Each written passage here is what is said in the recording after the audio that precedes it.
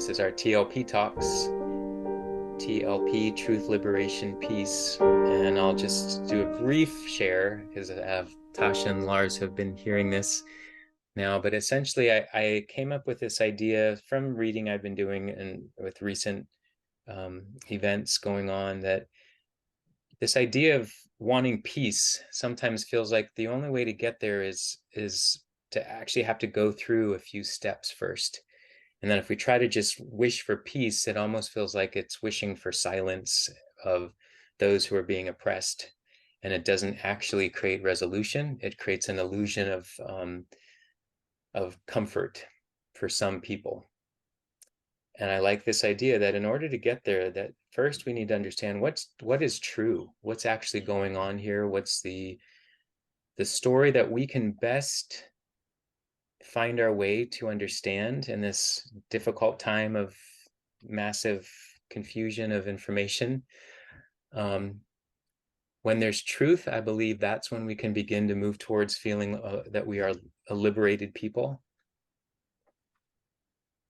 And it's only when we can all feel that there's a space to liberate one another, then I feel like we can talk about actual peace.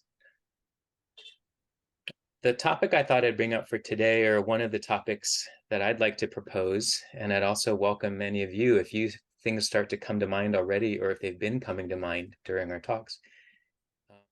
Sometimes I think what happens is for the sake of our comfort, we will make choices about what we think is true, even about what we think creates liberation and what is peace. It's like our comfort level, so almost like a threshold in that regard, and also the fact that we seek comfort, and I think almost to a point where it's addictive because we're not able to see truth. We're kind of so focused on the craving of comfort that we base our reality off of that perspective. I like this topic. Part of why we try to look the other way, or probably I would say, like, with what's happening, my experience with what's happening now in Israel and Palestine, I found it's good to take a step back, and I wouldn't say like look the other way, but in a world with chaos and like there's so much opinions and so much news and so much going on and pointing fingers, I think sometimes the truth get lost. And even if you have it in you, I mean, things get disrupted. So taking a step back and protecting your energy, and also having some time to look at what is going on without being affected by the outer environment, I think it would be helpful. So when you come back, you will have probably more non-biased as much as you can when things happen. If we react, it's going to be like more of a reaction rather than really uh, diving into the topic, seeing what's going on, feeling it, and researching it. And so I think it's a good thing. I don't know if that's my perception. I really like the topic, and I like that you're keeping this going. I think when the Hamas attacked originally, and there was the big response from many on college campuses, I jumped quickly to defend Israel because they were attacked. And then as I learned more from the history, got a history lesson that I never had, I started to recognize that there was truth and lies on both sides. And the more I kind of deepen into the whole thing, for me, it's about that the truth for me is about our connection, and the easy kind of way to get completely tangled up is to believe that we're separate, and to believe, for instance, that we can annihilate all of Hamas is like me saying I could annihilate all of my shadow parts, all of my greed, hate, and delusion that comes up when I'm in meditation, you know. And I get to meditate a lot because I'm a lifeguard. I was doing it today. Like, God damn, my thoughts are negative. You know? But and they really don't need to be. So well, one of them, the lead us from unreal to real, lead us from darkness to the light, lead us from the fear of death to the knowledge of immortality. yes. Love that. Yeah, because this is, I think, what happens, and I'll tie in a little bit from what I'm hearing. We've talked a little bit about this before, but this idea of a reaction to a situation is usually bound in our emotions, because something happened that triggers something that we relate to, that causes either fear or anger or, you know, some pretty hot emotion. And if we create our truth based on that, that's vibrating at a certain level, that's in that reactionary, emotional, an eye for an eye type of way of living.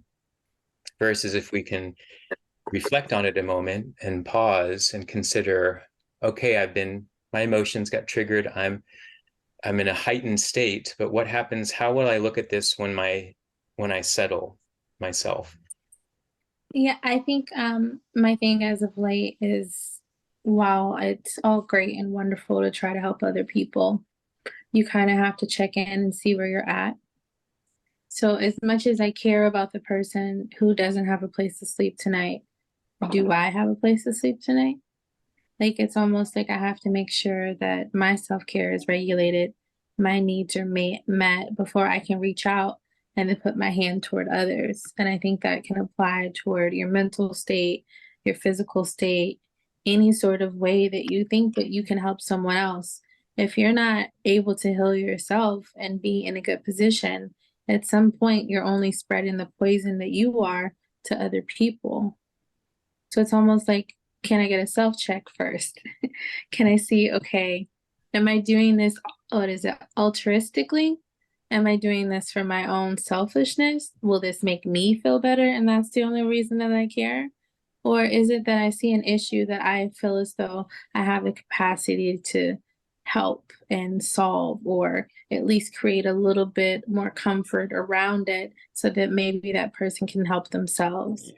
Part of taking a step back is also to to acknowledge the issue, see what's going on, but not to take it personal. Because I mean, there's so much going on in the world. There's always going to be a war. There's always going to be poor and unjust, and it's important and that we take care of ourselves, as you guys were mentioning.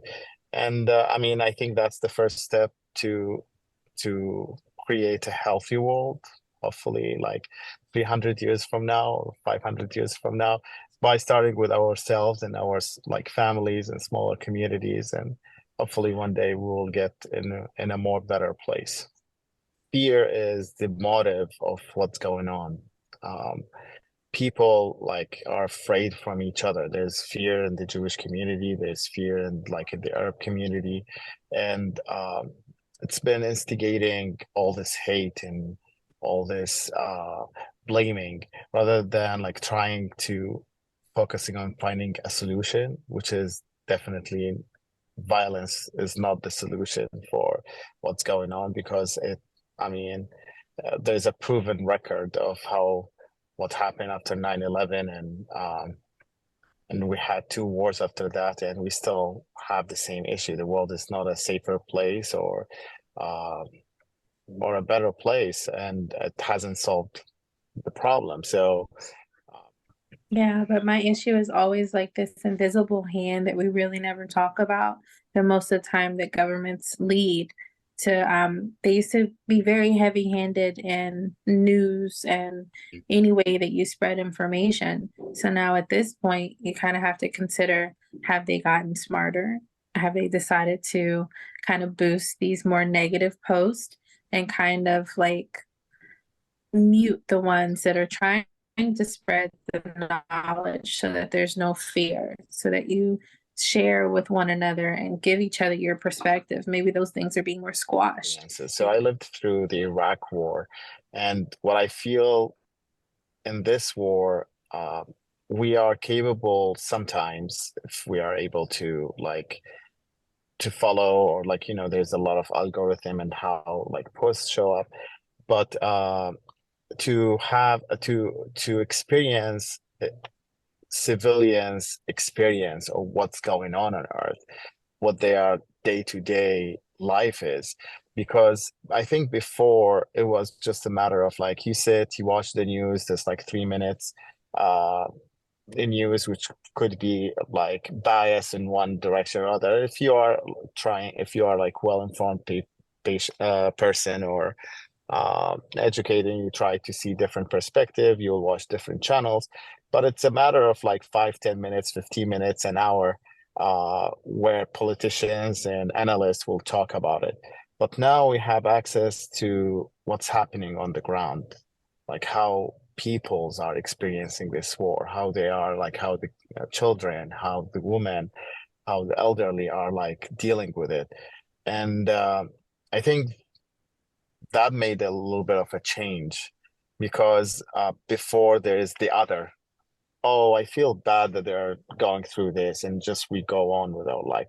But when we see it, and there's a matter of we feel more connected. So that the other could be me, because we're seeing their kids and their families and their struggles and what's going on. So it's a little bit of a toss-up, because I think a lot of people are kind of overly saturated in trauma from wildfires, from school shootings, from anything. And then the other side of the issue is, if we showed images of what happens to people in school shootings, maybe then the guns would back off. I mean, so there's a little bit on each side. Again, he's not separate, because that's his whole MO, is creating separation by saying, you over there are the enemy and need to be destroyed. And so when we do that back, then we just keep the whole thing going. But if I notice, no, there's a part of me that's that also scapegoats the other, that makes that has in the past, made up stories, I can choose not to be like that. People ask me, why do you practice and why do you want to teach yoga so much? And it's because what it does is it builds a level of connectivity. And I understand in one aspect that we're experiencing a shared trauma, and I can't quite say that's a bad thing. But when I can empathize with someone and I feel like I'm connected to that person, then it changes my behavior toward that person. And I think that's more profound than anything, especially during times like this. The thing that we always need is unification. As much as we disagree on this and disagree on that, as long as we find a way to connect to one another, to say that I am you and you are me, then the world changes in itself.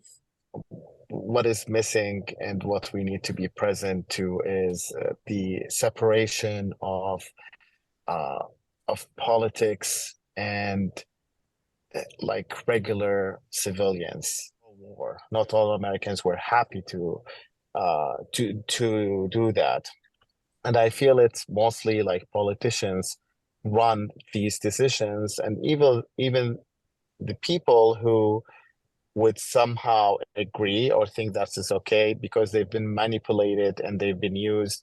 The politicians have used their fear to instigate that opinion. It's so easy to make all or nothing conclusions. I'm aware that tonight's the full moon, and I was telling Sayf after yoga, the other day I used to work at Tassajara, and I used to go to the Zendo there and meditate with the monks, and every full moon they would have a full moon ceremony. And the chant was, all my ancient twisted karma, from beginningless greed, hate, and delusion, born of body, speech, and mind, this now I avow. And it stuck with me. All my ancient twisted karma, from beginningless greed, hate, and delusion, born of body, speech, and mind, this now I avow. Over and over and over. And I was like, all right, okay. And the more I looked into myself inwardly, especially through my years of turmoil and like crisis, I'm like, wow, yeah, this is real shit. I've got all this stuff in me, the same stuff I'm seeing out there. And I see that this is like a universal truth. The Zen's really got it. These people have already seen the world do this again. We're never going to always get along. There's always going to be a conflict. There's always going to be a war. We should really listen to the people who've already been here, who've already written things down that told us how to get through this and how to live through this. But I don't know why we don't.